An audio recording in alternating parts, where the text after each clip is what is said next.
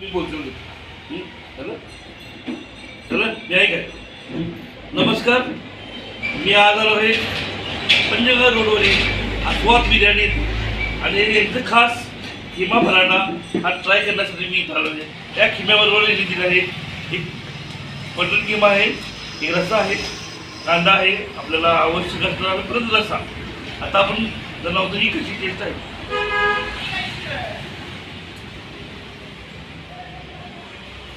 किंवा